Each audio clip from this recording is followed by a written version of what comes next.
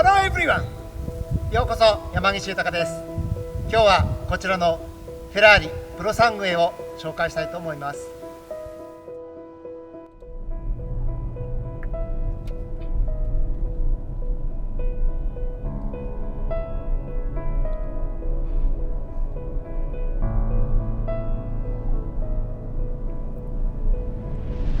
今日はフェラーリプロサングウェイを箱根のワインディングに持ってきました。もうね、ずっと乗る前からワクワクしてたんですよね。それはフェラーリエンツォからずっと継承し進化し続けて熟成されまくったこのティーポ M140 型の V12 エンジンなんですよね。このね、自然吸気ユニット、これを思いっきりね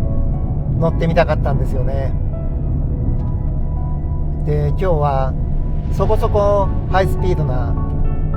コーナーとそれからストレートが組み合わさっているワインディングなんで、このねエンジンを思う存分堪能できると思います。プロサングウェイ自体は GT4 ルッソの進化バージョンというかですね、そういった位置づけなのかもしれませんけれども、もうほぼね完璧に一から仕立て直した全くのブランニューモデルと言ってもいいと思います。 GT4 ルッソからは3割以下ぐらいしか共通パーツがないそうで、このね外観のプロポーション見る限りはなんとなく SUV っていうジャンルに割り振られてしまうような、そういった傾向があると思うんですけれども、やっぱりねフェラーリなんで、フェラーリといえば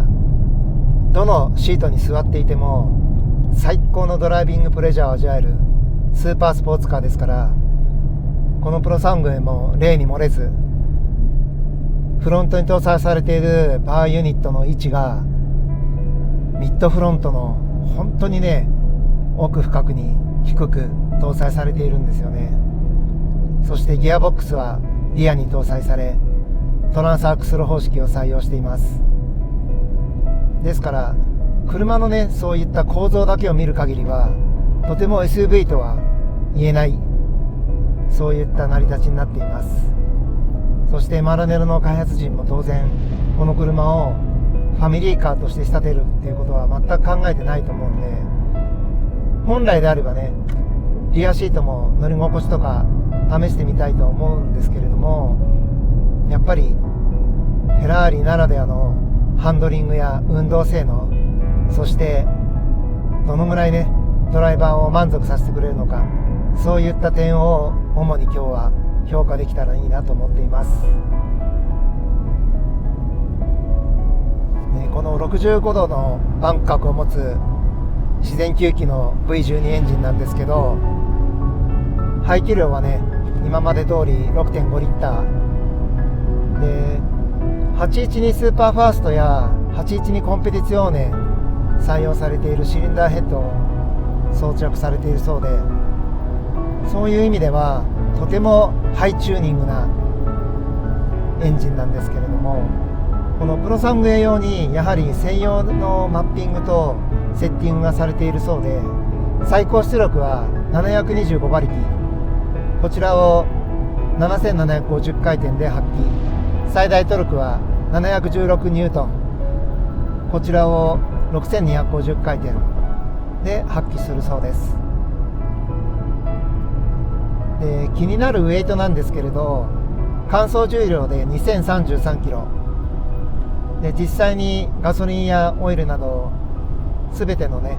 快適装備も含めたこちらの車の車両重量は 2.2 トンと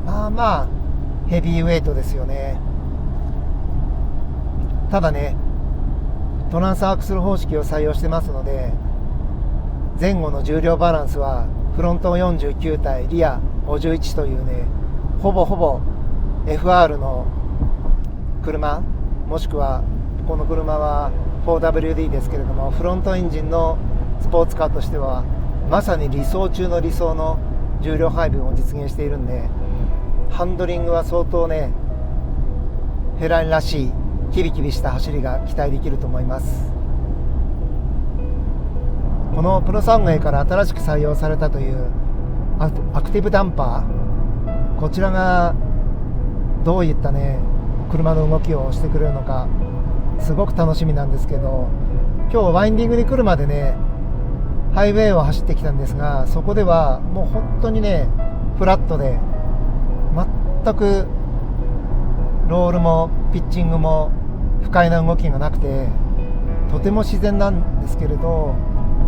自然でありなおかつねコンフォートモードで走っている限りは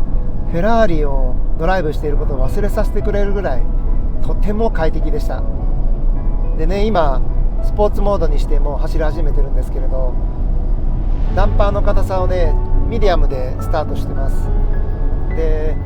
この状態でも、今日のね比較的路面は綺麗なワインディングなんで、乗り心地は至って平和的な、とても上質なと言ってもいいと思いますけれども、そんな乗り心地を感じれています。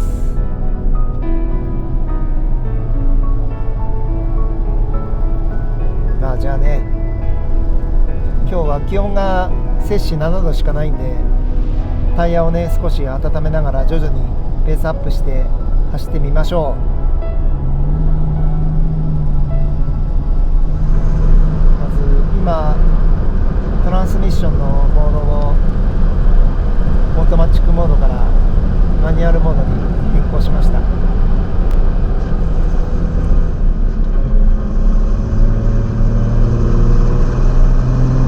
っぱりねマニュアルモードに変えた途端に心地いいエキゾーストの音が耳に届くようになりましたね。おそらくスポーツモードにしただけじゃ丸く開かないんでしょうね。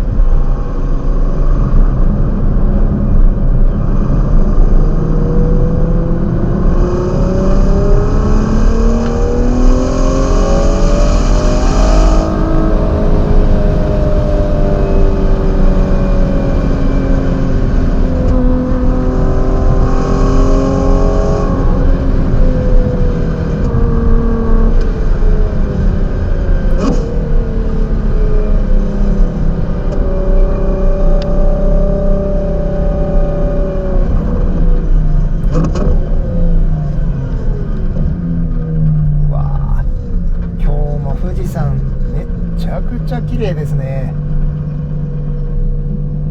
ほぼね雲も少なくて最高にいいお天気。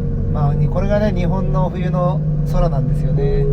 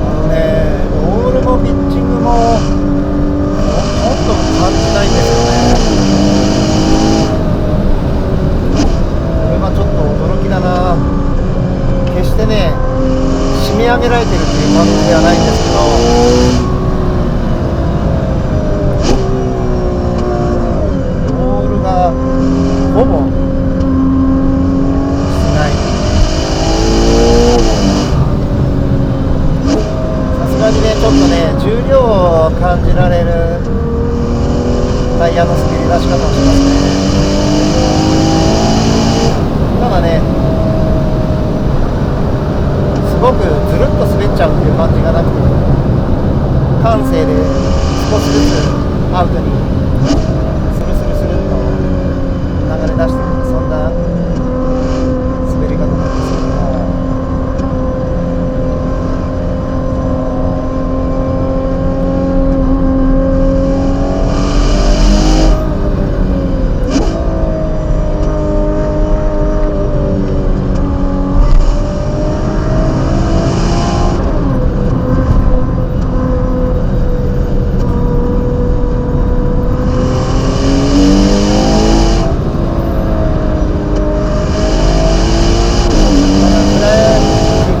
日陰の部分はハーフウェットですね。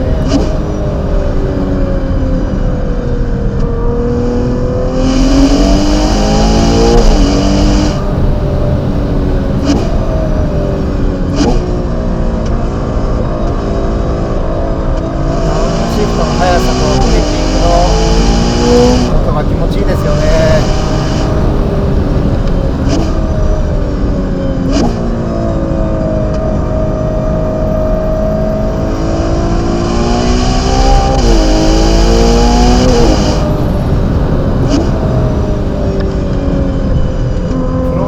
398、リアが380ミリもある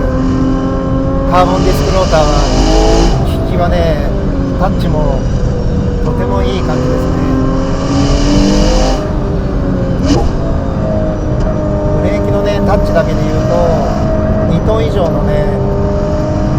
スポーツカーを運転してるっていう感じではないですね。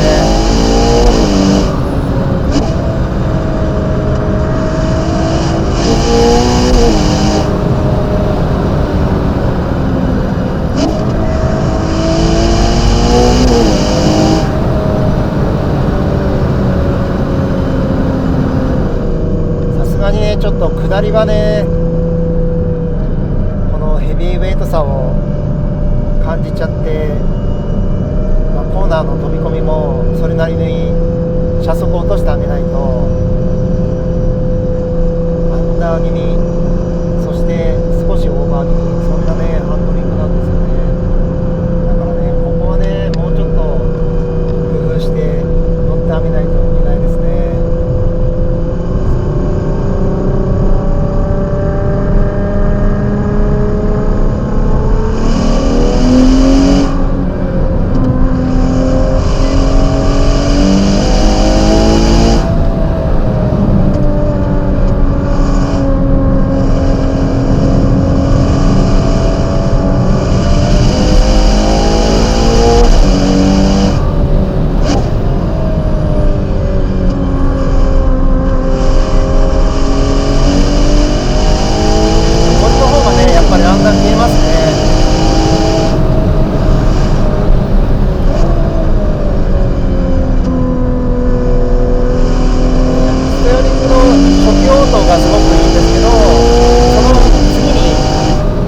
荷重が乗った後ね、少しだるい感じがして、でそこからね切り出してあげれば曲がるんですけど、やっぱりね、そのだるさはねウェイトなんですよね。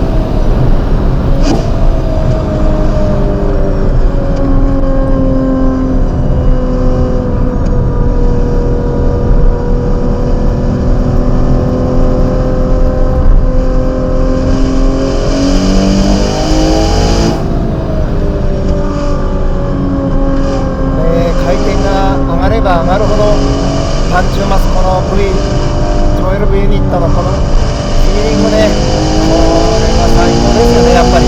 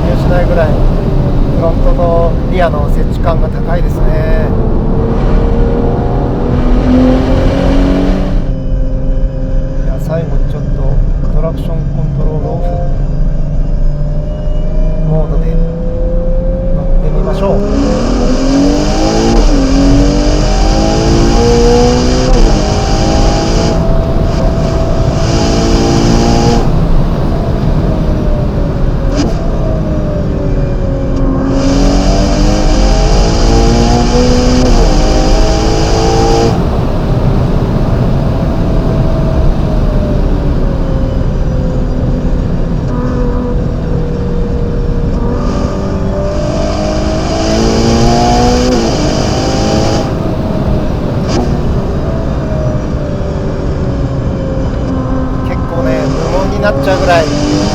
ドライビングは限界付近はねシビアさを要求されますね。やはりね車にね乗せられてるっていう感覚の車じゃなくて、明らかにドライバーがしっかりとステアリングやアクセルブレーキをねコントロールして操ってあげる、まさにフェラーリそのもののハンドリングですね。これはむしろね SF19 なんか比べてもこちらの方がねよっぽどね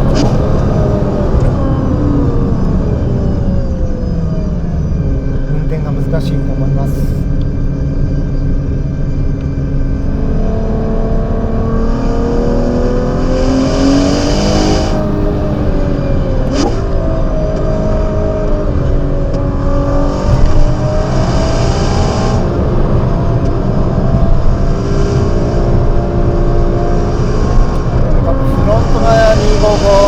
ギアが315もねあるね。極太タイヤを履いてるんでコーナーでのグリップもそしてブレーキやねトラクションも申し分ないですね。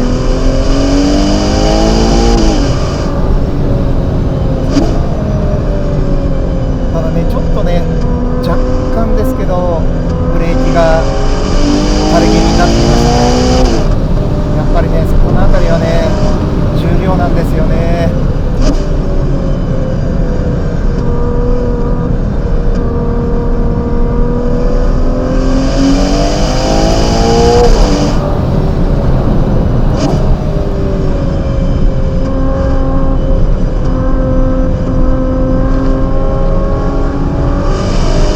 対抗性はすごくいいですね。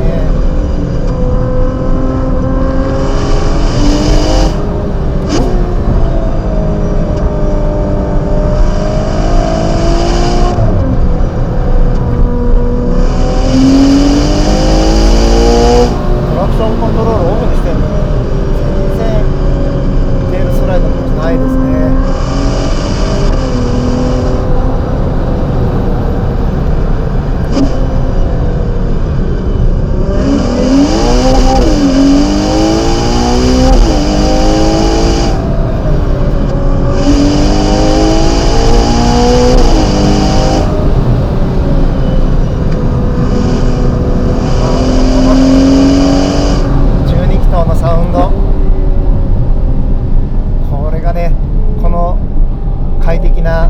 4ドア4シーターの車で味わえるっていう、やっぱりねフェラーリが作る車は一味も二味も違いますね。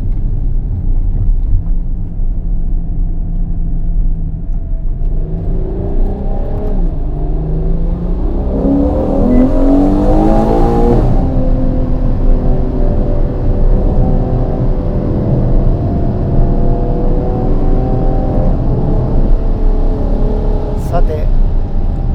モードをねコンフォートモードに戻してゆったりとワインディングを流してみましょ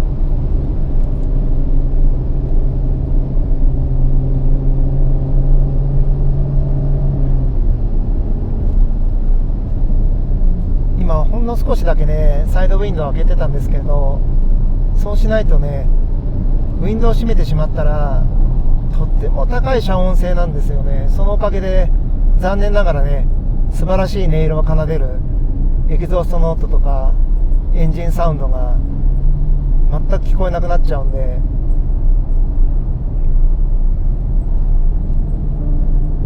パッセンジャーシートやねリアシートに人が乗車している時なんかはむしろねエンジンの音やエキゾーストの音は遠くで奏でてるぐらいでちょうどいいんでしょうけれども、やっぱりねドライビングを楽しむ時にはエキゾーストの音は聞きたいですよね。でもね乗る前からちょっとずっと悩んでいたテーマがあって、一体誰用の車なんだろうっていうね。もちろん家族や仲間を乗せて長距離ドライブも可能ですから、そのライドハイトの高さから言えばスキーにももちろん行けますし、ほぼ万能といってもね、そういった使い勝手も可能ではあるんですけれど、それだったらねフェラーリでなくてもいいのかもとすごく疑問だったんですけども、今日ねこうしてワインディングでアクセルを全開にしてみて分かったことは、やっぱりねフェラーリでしたね。ですからもちろん家族を乗せて快適にねドライブしたりレジャーに行ったりと、そういった用途にももちろん十分以上の性能を発揮しますけど、でもいざとなればねアクセル全開でドライビングプレジャーを満たしてくれる、そのためにこのプロサングエっていうモデルが存在するんだっていうことは今日分かりました。まさにね2台持ち3台持ちできない方にとっての理想の1台ですよね。これさえあればねもう2シーターのフェラーリはなくても、もちろんねサーキットを走るとかそういったシーンでは別ですけど、これだけの速さとサウンド、これが4シーターの4ドアのフェラーリで楽しめてしまうんであれば、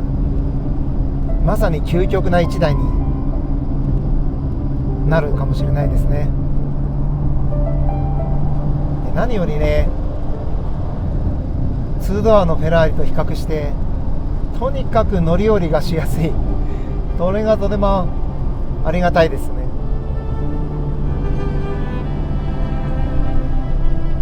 トランスミッションはねオートマチックモードにして、でマネッティのコンフォートモードで流してみましたけど、そこからねスポーツモードに変更しても体感的になんか変化がほぼ感じ取れないぐらい、やっぱりダンパーのセッティングがミディアムだからですかね。ちょっとソフトに変えてみましょう。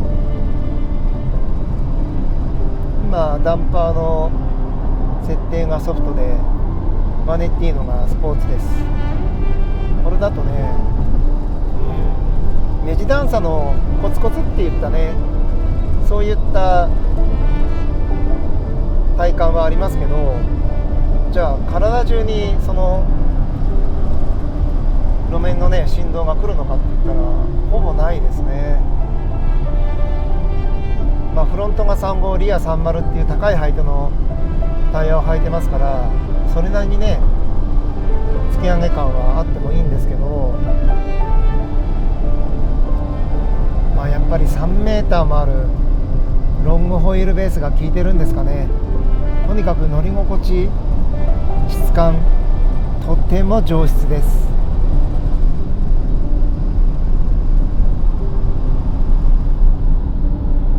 ダンパーを今度じゃあ最後に一発ダンパーをハードにして、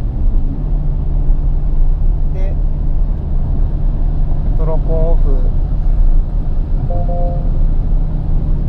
これで一回走ってみますか。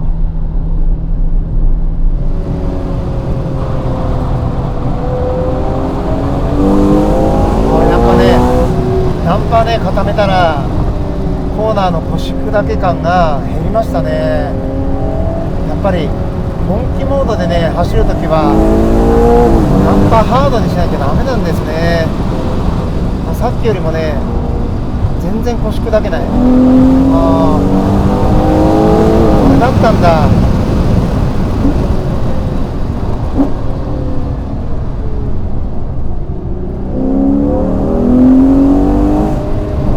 プロ3芸でね全開走行するときはダンパーのモードをハードですね。もちろんねドライコンディションでですけど、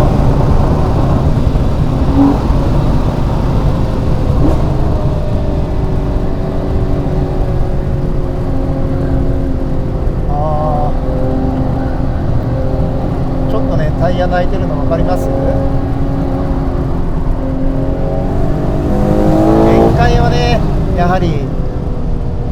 大きくは変わらないんですけど、それでもねコーナーの真ん中で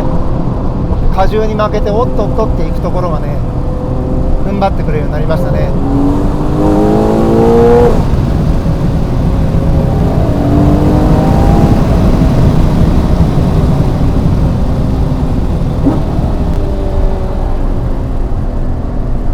いやこれ試しといてよかった。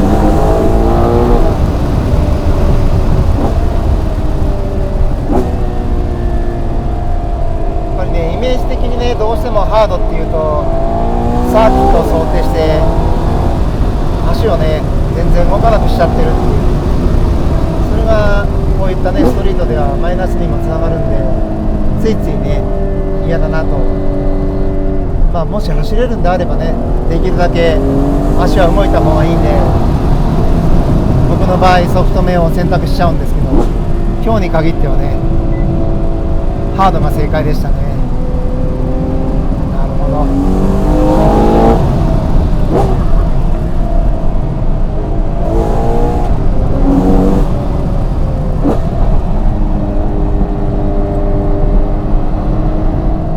いやー楽しかった。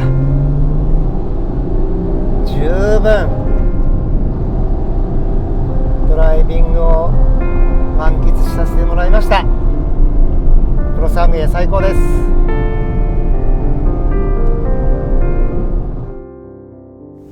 Thank you for watching。 今日も最後まで見ていただいてありがとうございました。また次回もお楽しみに。